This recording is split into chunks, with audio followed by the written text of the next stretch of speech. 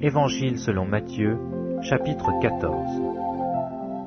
En ce temps-là, Hérode le tétrarque, ayant entendu parler de Jésus, dit à ses serviteurs : « C'est Jean-Baptiste, il est ressuscité des morts, et c'est pour cela qu'il se fait par lui des miracles. » Car Hérode, qui avait fait arrêter Jean, l'avait lié et mis en prison, à cause d'Hérodias, femme de Philippe, son frère, parce que Jean lui disait : il ne t'est pas permis de l'avoir pour femme. Il voulait le faire mourir, mais il craignait la foule, parce qu'elle regardait Jean comme un prophète. Or, lorsqu'on célébra l'anniversaire de la naissance d'Hérode, la fille d'Hérodias dansa au milieu des convives et plut à Hérode, de sorte qu'il promit avec serment de lui donner ce qu'elle commanderait. À l'instigation de sa mère, elle dit : « Donne-moi ici sur un plat la tête de Jean-Baptiste. » Le roi fut attristé, mais à cause de ses serments et des convives, il commanda qu'on lui le donnât. Et il envoya décapiter Jean dans la prison.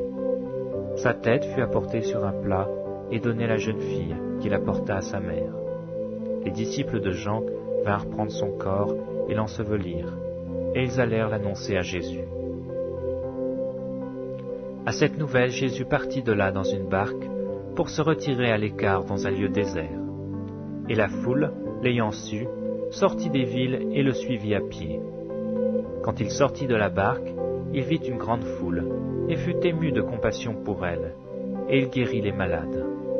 Le soir étant venu, les disciples s'approchèrent de lui et dirent : « Ce lieu est désert, et l'heure est déjà avancée. Renvoie la foule, afin qu'elle aille dans les villages pour acheter des vivres. » Jésus leur répondit : « Ils n'ont pas besoin de s'en aller. Donnez-leur vous-même à manger. » Mais ils lui dirent : « Nous n'avons ici que 5 pains et 2 poissons. » Et il dit : « Apportez-les-moi. » Il fit asseoir la foule sur l'herbe, prit les 5 pains et les 2 poissons, et levant les yeux vers le ciel, il rendit grâce. Puis il rompit les pains et les donna aux disciples qui les distribuèrent à la foule. Tous mangèrent et furent rassasiés, et l'on emporta 12 paniers pleins de morceaux qui restaient. Ceux qui avaient mangé étaient environ 5000 hommes, sans les femmes et les enfants. Aussitôt après, il obligea les disciples à monter dans la barque et à passer avant lui de l'autre côté, pendant qu'il renverrait la foule. Quand il l'eut renvoyé, il monta sur la montagne pour prier à l'écart, et comme le soir était venu, il était là, seul. La barque, déjà au milieu de la mer, était battue par les flots, car le vent était contraire. À la 4e veille de la nuit, Jésus alla vers eux, marchant sur la mer. Quand les disciples le virent marcher sur la mer, ils furent troublés et dirent : « C'est un fantôme !» Et dans leur frayeur, ils poussèrent des cris.